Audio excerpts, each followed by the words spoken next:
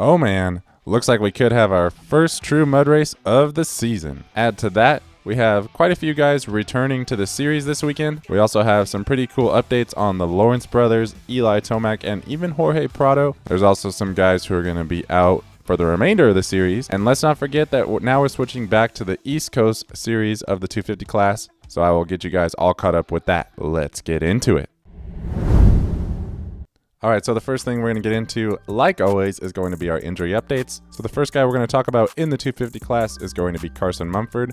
We saw a pretty scary exit from him the last time we saw him out on the track. Luckily, it sounds like it was just a sprained ankle, and he does sound like he's going to try to race this weekend.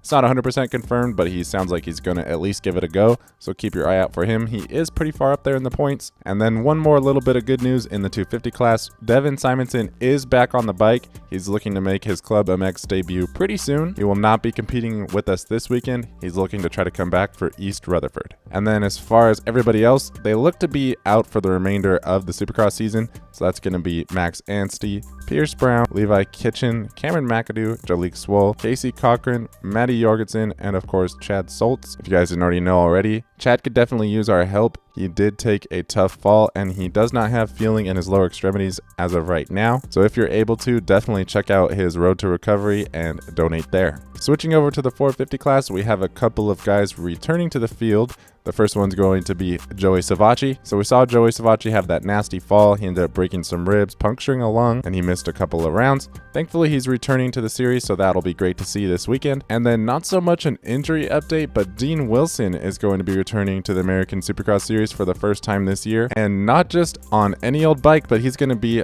jumping on the factory Honda HRC. Now we've kind of seen this coming for a while now, but it's still great to see. We all love us some Dino, and I think both sides are doing a great job of really steering into it and making it fun. I'm sure that there's still going to be some business as well, as he's probably going to try to continue to develop that platform for them. But at the same time, we all know that the expectations are going to be different from him compared to the Lawrence brothers. The main expectation is just going to be for him to go out there and have fun and really give us fans something to enjoy. Then in other interesting news, Jason Anderson will be missing the remainder of the Supercross season. So we saw him withdraw at the last moment in Seattle, which was kind of strange. It was quoted to be a family emergency. And now there's some speculation in multiple directions as far as what is really going on with him. Some reports are saying that it's a health issue with Jason. Others are saying that it's his family. Even on the broadcast, they did say it was his family.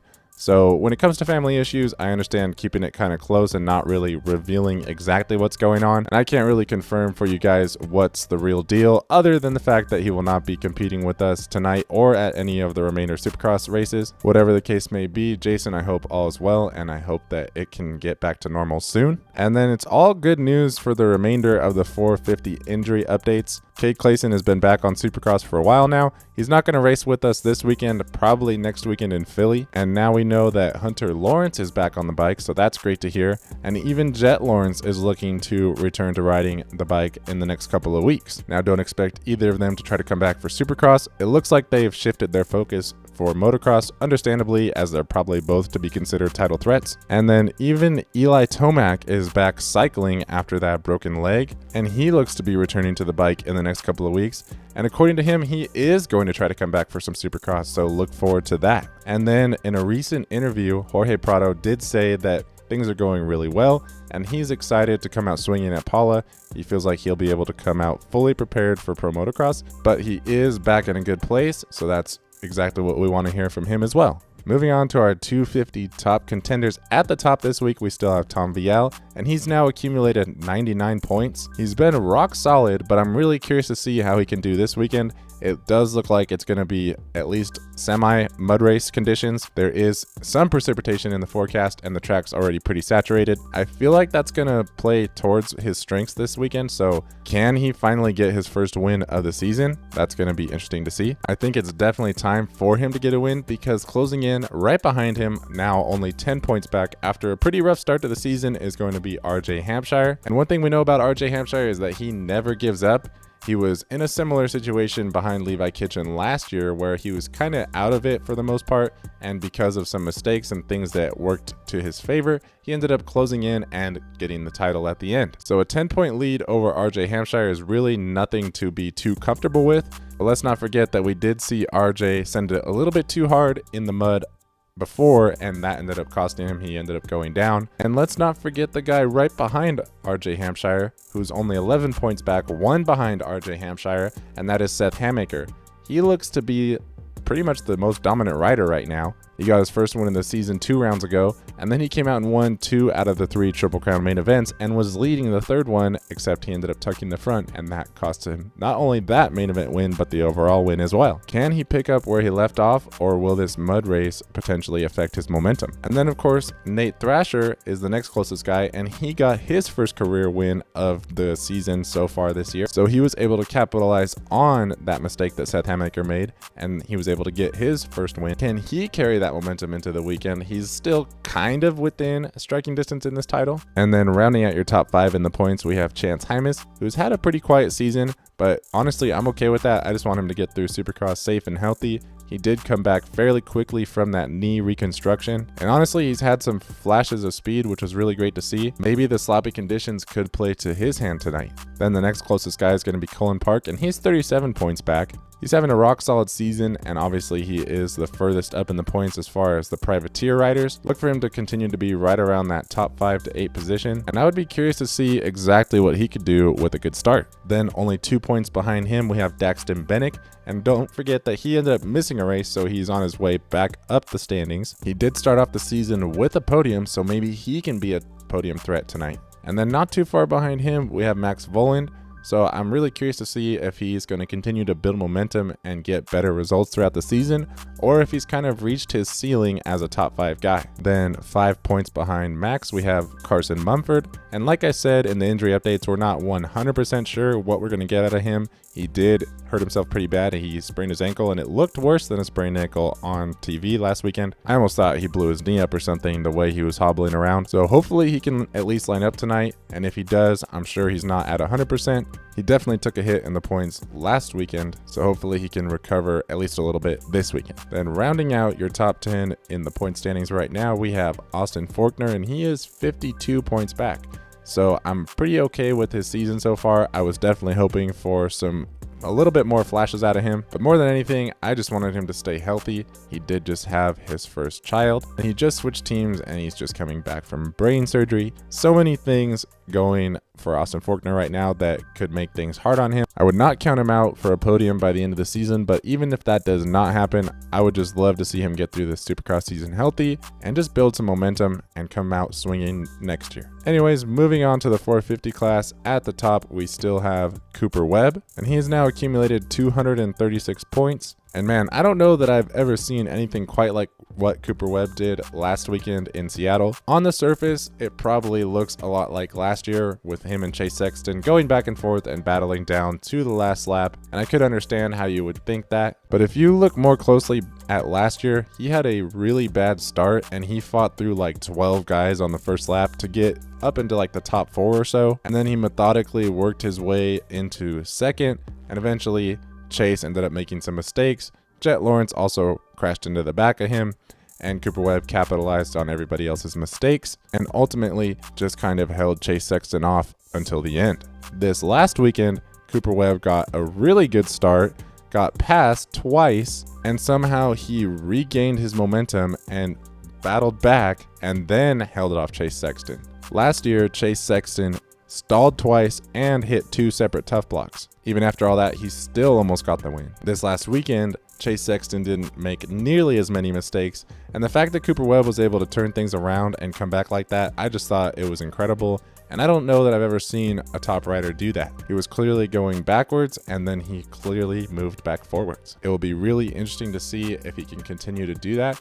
The conditions will probably be a little bit sloppier tonight, so I feel like that definitely could work towards his favor, but at the same time, you don't want to lose a ton of points by making a big mistake and getting a DNF or something outside the podium. Anyways, behind him we obviously have Chase Sexton, who is now 11 points back, and I thought he took it pretty well with the whole way everything went down. I think he did not beat himself up too much. He did ride really well, and I think he was actually at a little bit of a disadvantage being in front of Cooper Webb at the spot of the race that he was ahead of him. So anyways, I don't think that this title is anywhere near over. I do think Chase could easily swing the momentum back in his direction. But with that being said, he definitely does not want to lose too many more points to Cooper Webb. And then of course, behind him we have Ken Roczen, who's now 34 points back. He's kind of on an island all by himself, a little bit outside of the range of the top two, and way ahead of everybody else. I would not be surprised at all if Ken Roczen is able to come out and win tonight with these muddier conditions, but let's not forget that he still does have that banged up shoulder with that separation. So ultimately, I would expect him to fade a little bit as the race goes on. And then we have a very tight battle for fourth in the championship right now with Malcolm Stewart and Justin Cooper. Malcolm Stewart is 59 points back. He seems to be pretty hot or cold this whole season with only a couple of podiums and even getting a win, but he's also been outside of the top 5 a lot. And as far as Justin Cooper, he's only 1 point behind Malcolm, 60 total points back, and man did he look really good last weekend. He did ultimately end up making that gnarly mistake and jumping off the side of the track, but he still salvaged a top 5 finish, and honestly he did kind of look like he could be a race win contender last weekend. Let's not forget the heat race where he did pass Cooper Webb straight up and end up taking home that heat race win. And ultimately, Cooper Webb did win the main event.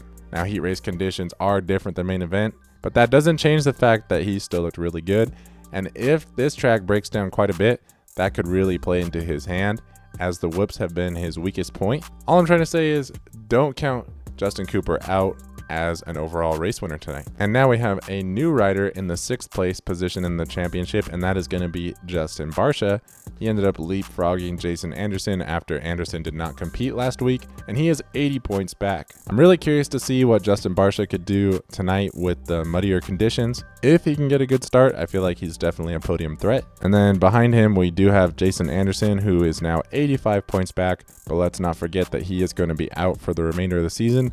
So look for him to continue to fall back, probably outside of the top 10 by the time this thing's all said and done. Aaron Plessinger is only 6 points behind him right now, 91 total points back, and he looks to be absolutely killing it in the momentum department. He has consistently become a podium guy, so that's really great to see. He really turned around his whole season, especially when you compare it to the start of the season.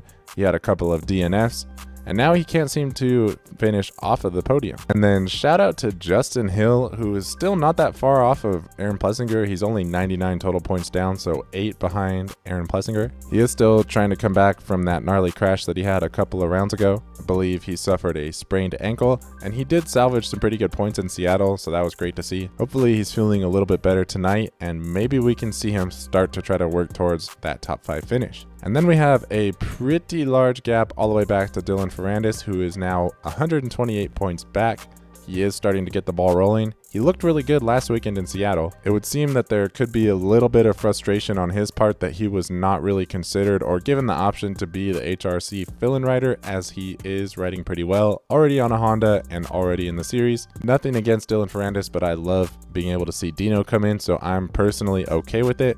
Either way, he's really starting to look good, so keep an eye out for him as well. Then rounding out your top 10, only 4 points behind Dylan Ferrandis, we have Shane McElrath, and he is also on the same team as Joey Savatgy. It'll be interesting to see who can hold it down in the top 10. All these guys are kind of close right here, and with Joey Savatgy returning to the series, he definitely could fight his way back into the top 10. But at the same time, Shane McElrath has been extremely consistent, so that's been great to see. Anyways, moving on to the track conditions, the weather, and the schedule, there's a lot to talk about. So obviously there has been some precipitation throughout the week. And on top of that, it looks like it'll probably rain during the race time. So they have been changing the schedule a little bit. As of right now, it looks like they're just going to do 2 qualifying sessions. And now that's going to pretty much all kick off at 1 o'clock Eastern. The actual night show itself will be at 7 Eastern. Now, as far as the weather goes, it looks like there's probably going to be some light rain starting around the time that qualifying starts. So hopefully that does hold off, or is at least a light rain. And if so, the track might hold up pretty well. It looks like it's pretty much not rained most of the day Friday, but it does look like it's probably going to at least rain somewhat throughout the night. So that should definitely keep things interesting. And then as far as your rider statistics for fantasy or betting purposes, we'll take a look at Cooper Webb first. So looking at his last 8 races, he's been in the top 2 in 7 of them. Also, he did win here last year, so he could definitely be a solid pick for the overall win. Now, when you compare that to Chase Sexton, interestingly, he has only been in the top 2 in 3 out of the last 8 races he's competed in.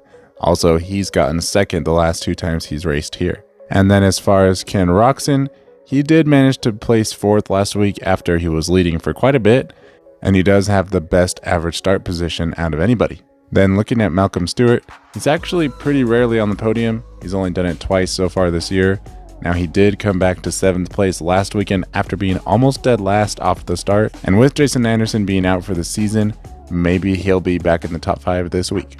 One guy that you could be pretty confident should be in the top 5 this week is going to be Aaron Plessinger.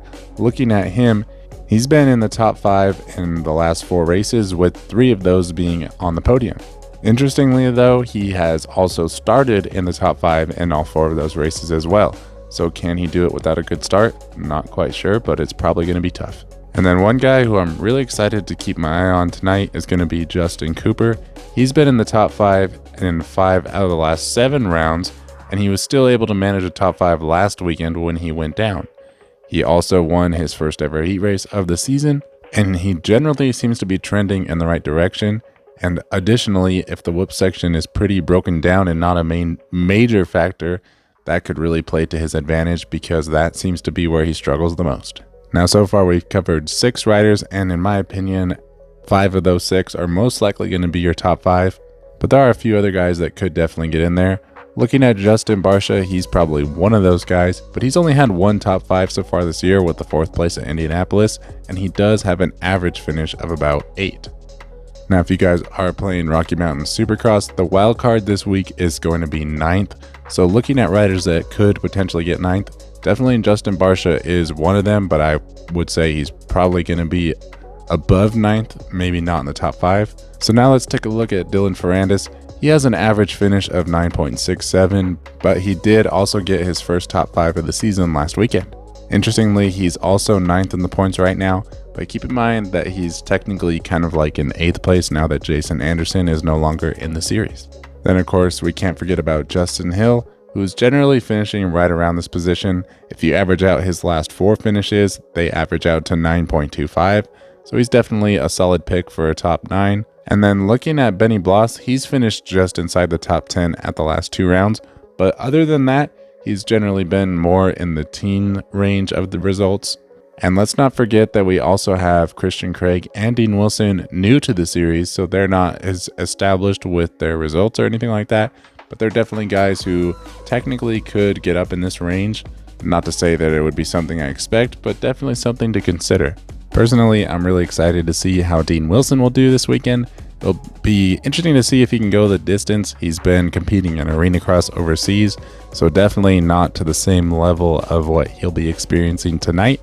I wouldn't be surprised if he ends up getting tired and fading towards the end of the night. And if you guys ever find yourself getting tired or just needing help focusing, check out Dubby Energy. We're going to be partnering with them. You guys can use the code MOTOFEVER for a 10% discount. That'll also help me out. I'm pretty excited to partner with them because they're different than your typical energy drink. They don't use any artificial dyes or fillers, and they use things like a coffee fruit cherry extract and other amino acids to give you that energy. So if you guys are interested, there's a link in the description for that. Again, the code is going to be MOTOFEVER.